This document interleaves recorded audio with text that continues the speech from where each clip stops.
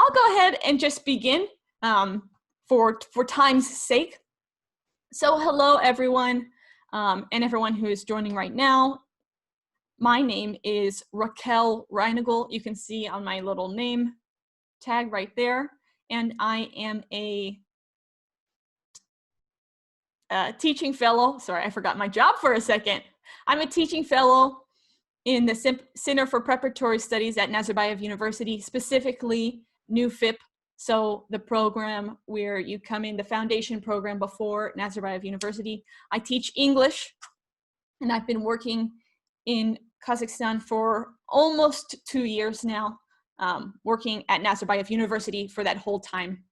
In the past, I've worked briefly in Hawaii, where I did my university, and also in Macau. So I've had some experience teaching other places, but Kazakhstan is my largest teaching experience so far. I'm originally from Texas in the US. So basically what Kazakh people say is the Shymkent of the US. So if there's anybody from Shymkent, what's up? I haven't been there yet, but I'm not sure if you read it about me or anything, but I also make videos. Maybe that's why I was recruited to do one of these. I don't know if you've seen me before, but I have 2 YouTube channels. One is with my regular name, and one has a different name that's not my regular name. And I make videos about Kazakhstan. So that's a little bit about me. And I'm not sure if more people are gonna come, but I wanted to share with you guys first this video and original song that I created, because I don't know, I'm trying to get into music. I don't know. So let me go ahead and start sharing my screen so I can share it with you guys, because I'm not sure if more people are gonna come or not. Let's see.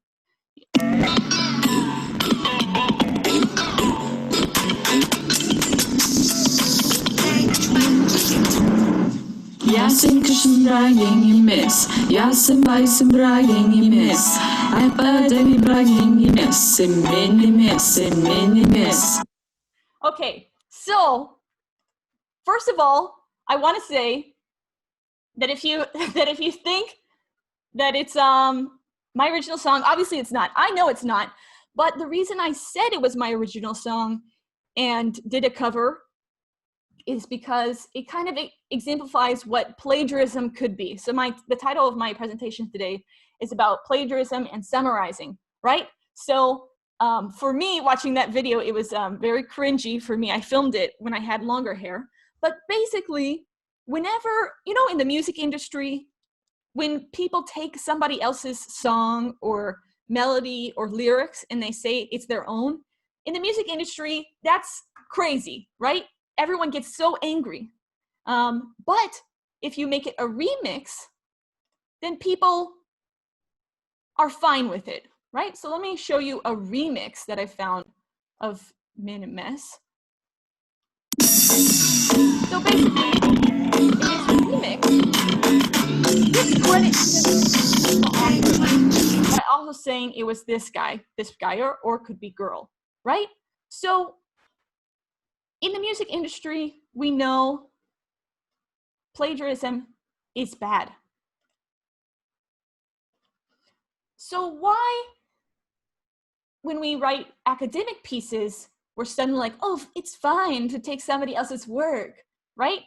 So it's important to be able to summarize or paraphrase or mix around what people have said in academic writing in order to make it not stealing, basically. The same as we don't steal songs in the music industry, we don't want to steal people's ideas and their own thoughts. So we need to give them credit, and then also give them credit and kind of phrase what they say so it's in our own words. So first of all, I want to ask a poll of you guys. I'm gonna launch a poll. First of all, I want to ask, do you know what plagiarism is? It's anonymous. No one will see if it was you, so answer it honestly. That's okay if you didn't vote. I'm gonna share the results. So this is just what people have said, you can see. So a lot of people know what plagiarism is. That's great, good. We should know what plagiarism is, especially if we're thinking about going and studying in a higher education institution like Nazarbayev University, right? And if you said, no, that's fine, we can learn a little bit today, and hopefully you'll learn a little bit more as we do this. So I want to go over the definition of plagiarism as told by Nazarbayev University. So, according to Nazarbayev University, plagiarism is intentionally or carelessly presenting the work of others as one's own. It includes submitting an assignment, purporting or saying to be their student's original work, which was wholly or in part been created by another person. It also includes the presentation of the work, ideas, representations, or words of another person without customary and proper acknowledgement of the sources. So basically, when we do plagiarism, most of the time, for most people, they're not copying someone's whole work. Most of the time we do it in small, or if you do it in small parts. That's whenever, as a teacher, that's how I see plagiarism occurring most often. So I want to give another poll, and this one is about identifying plagiarism examples. So from the following, I'd like you to vote which is not an example of plagiarism. So this is what people have said. The highest voted one, was this last one, which is correct. Yes. So an example of this is the definition that I showed you just before in the PowerPoint. We'll go back to it in a moment. But basically, these two in the middle are, in my experience, classic accidental plagiarisms, where you try to change something, like changing the structure, but not the vocabulary, or trying to change the vocabulary with synonyms and not changing the structure, but still giving, in both those instances, the author credit. So of course we always want to give author credit, but if we give them credit, but then copy exactly what they say or don't change it enough, then it can still be considered plagiarism, or at least academic dishonesty. So let me go ahead and show you that example, the example of the last one that I just said was correct. So this is an example of correct citation in one instance, where you just take the whole text, but this isn't paraphrasing. We know it's not paraphrasing. So let's talk about what is summarizing and paraphrasing. So there's a difference between the two, and the title of this lesson is about summarizing, but for us, we're gonna mix them together a little bit today. So summarizing is more about the big, and paraphrasing is about the little. Summarizing is putting the main ideas of a text or a long excerpt, a long piece, into your own words, whereas paraphrasing is restating an author's single idea in your own words. Usually paraphrasing is only 1 to 2 sentences, right? You look at 1 to 2 sentences of the original text. And summarizing might be the whole text or a long section, like the whole methodology section. For what we're doing today, it's actually going to be a little bit closer to paraphrasing, because I want you to do it, and you can't read a whole paper in one 30-minute lesson. But the ideas that we use, of course, can still be used for summarizing. So let's look at the article that we're going to use today. I took some pieces from an actual academic article called "You Never Really Know Who's Looking. Imagine surveillance across social media platforms." So this article is basically about, so when people use social media, they imagine that other people are watching, right? If they are or if they are not, we're told your parents are watching, maybe your employer, someone who's your boss is watching, or other people that you don't want to see certain things. So that's imagined surveillance. So that's just kind of the idea of the topic we're going to be talking today. I think it's very interesting. I chose it because I think it's interesting and very applicable, I'm assuming, to many of you who probably have social media. So let's look at one excerpt that we're going to paraphrase or summarize. I'd like you to read this. I'm not going to read it out loud, just read it for yourself.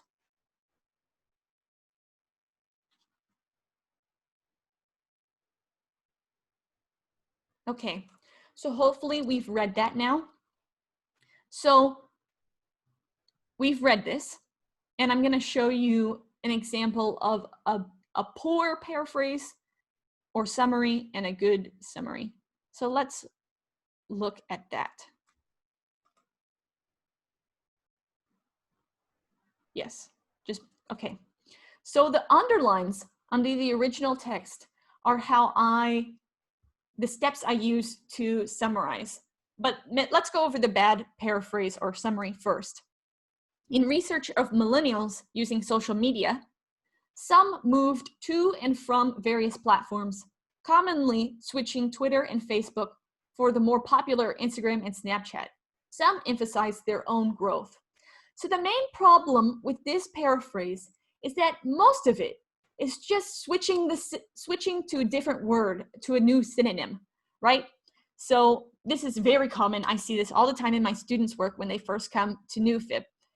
So some migrated to, and this was just changed to move to, and from, instead of different platforms, various platforms. Instead of a common tendency, commonly, swapping, switching. And then Twitter and Facebook was kept the same. For the more popular, voguish means trendy or popular or current. For the more popular, Instagram and Snapchat. And then this other second sentence, I took out the quotation mark part and I just focused on this. Others, some, instead of highlighted, emphasized their own growth, maturity. So it's not that good because it's basically only synonyms that have been changed, right? We don't want to just change the vocabulary. We want to change kind of what it's saying, right? So a good paraphrase might look like this. Research shows that young people may switch between older platforms, such as Twitter and Facebook, and new platforms, such as Instagram and Snapchat. Some participants felt that they had changed their social media presence as they grew up. So let's look at that first sentence. So research shows that young people, that's just the introduction kind of part. And what I did is I read the excerpt. And while I was reading, I underlined the parts that seemed important, right? So migrated, platforms, Twitter and Facebook, voguish, Instagram and Snapchat for that first sentence. And then I just looked at those underlined words and I thought, what's similar? What words kind of overlap or connected? Platforms, in my mind, platforms connect to Twitter, Facebook, Instagram, and Snapchat. So those can kind of go together. It doesn't need to be on the other side of a semicolon. And then by looking only at the underlined words, I made a new sentence. So the key is to kind of forget the first sentence and just look at the new words and make a new sentence. Okay, so migrated, people switched, and then platforms was by itself over here, different platforms. I just said between older platforms such as Twitter and Facebook.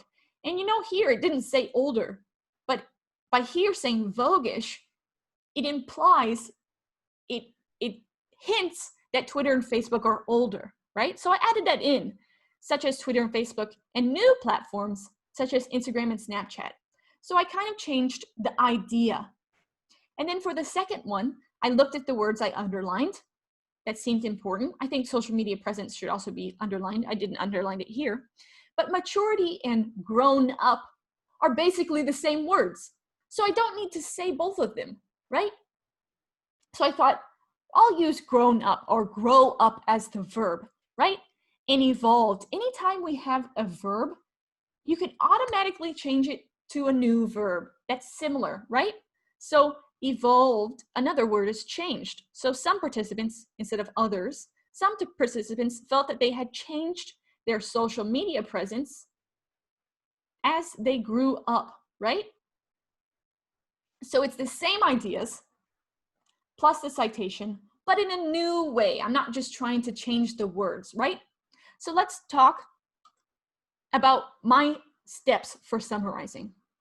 First, and most important, while you're reading, underline the key words. Now, if you start reading, you're like, everything's important, just look at verbs and important nouns, right? Especially the nouns are what's most important, because that's the main topics, those topics that are important, keywords.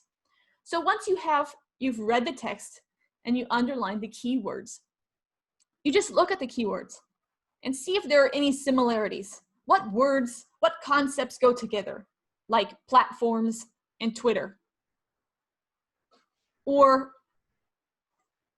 what things can be eliminated, right? If there are similarities, you can combine them or eliminate them. The third step is to use the keywords only to make the new sentence. Don't look at that whole text again.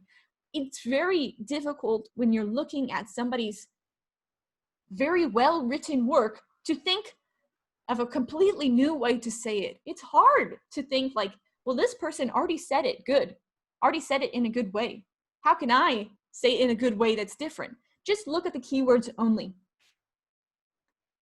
If a verb or a noun is less important, you could use a synonym. But if it's an important noun, like social media presence, you might want to keep it, right? And I wouldn't change the word Twitter into something else. And then 4, once you finish writing it, you can compare it with the original, right? Is the structure the same? If it is, you might want to change it. Are there too many similar words? If so, what are some synonyms? Does it sound like I wrote it? When a teacher is reading your paper, they want to hear your voice. If it sounds like somebody else, then why would we read the paper? So let's have you try. I'd like you to read this text and follow the steps previously. So basically underline, and in your case, you might want to just write down those important words, write them down. And then make your own paraphrase. Let's take 5 minutes to try to do this, all right? So we'll take 5 minutes to try to paraphrase. Just read, use a dictionary if you need to. Go ahead. Okay, so let's look at kind of what I did first, right? The underlining part.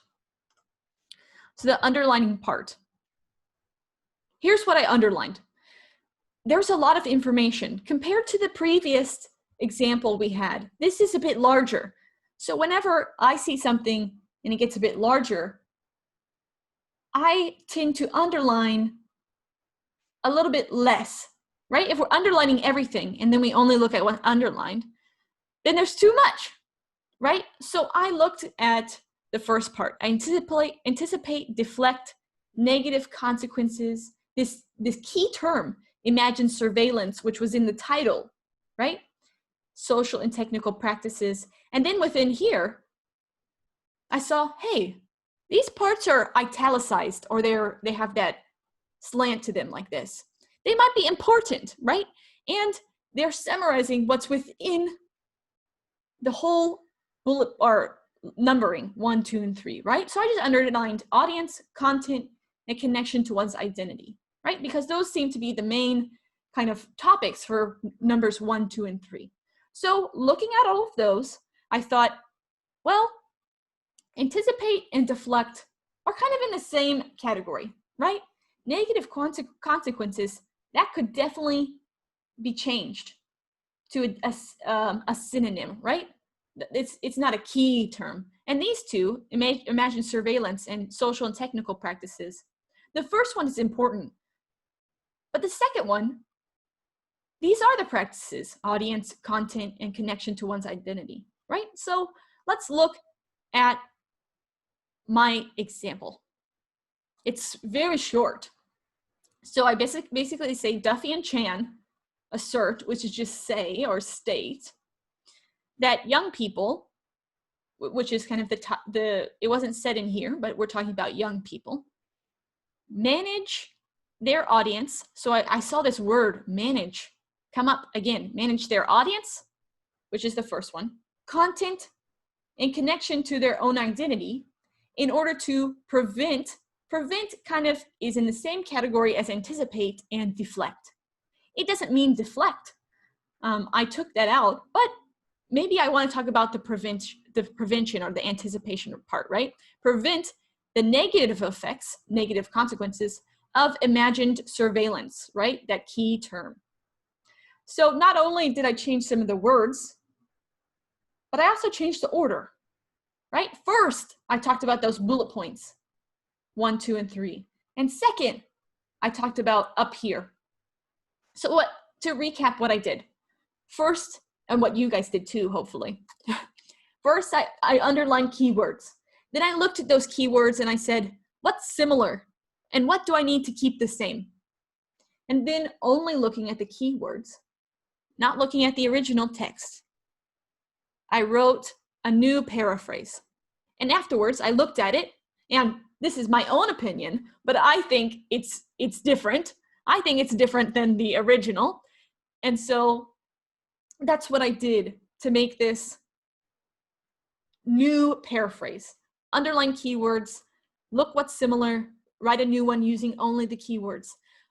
What I really want to emphasize when we're paraphrasing, don't get obsessed with the original text, because we're trying to make it our own words. And you can't make it your own words if you're only focusing on the original, right? So that's why we take those keywords. And as I said before, as the text gets longer, we might underline what we really think is important, less of everything, but more the key things, right? And that's how I could get a relatively small paraphrase of a larger piece of text. Now we're rounding out, we're coming to the end. So there are 2 more excerpts, 2 more pieces. And we can't do these together, but I'd like you in your own free time to choose one of them. So I would suggest you take a screenshot. So take a screenshot of this PowerPoint or this screen so you can look at it later. Screenshot, or just with your phone, take a photo. You can choose one, and then you can try to paraphrase it yourself. Now, I think what will happen is someone, you can, let me think about it. We'd like to see your paraphrases, your summaries. So you could share those with you could share those with the email that sent you this invite, and your paraphrase might be featured. So it's a good way to, if you're proud of your paraphrase or your summary of one of these, then you can share that. You can share it on social media, or you can share it with the email that sent you the invite. But you don't have to do both of them. You can choose one. They're both interesting. I'm going to stop the sharing. All right, I'm going to give you 5 seconds to screenshot if you haven't yet. 5, 4, 3, 2, 1. All right, I'm stopped sharing, and I want to also share the original text with you. Oh, I see some summaries, but let me share the original text. Maybe you'll be interested in it. It's okay if you're not. No big deal. But just in case you are, there it is. It's in the comment or the chat section right there. If you want to download it, do so before you leave the chat.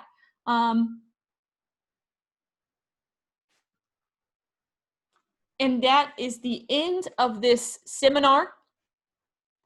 I might be able to take 1 or 2 questions if they're about summarizing or paraphrasing. I cannot answer questions about entering new FIP, about in-new.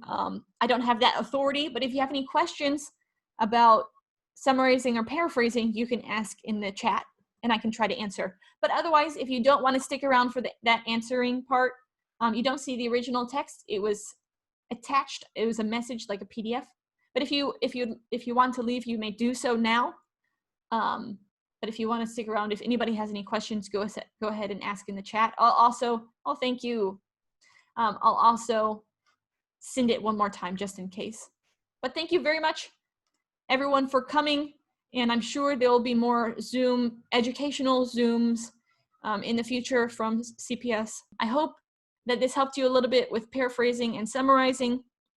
And maybe I'll see some of you online or in person in the future. Have a wonderful Wednesday. Bye-bye.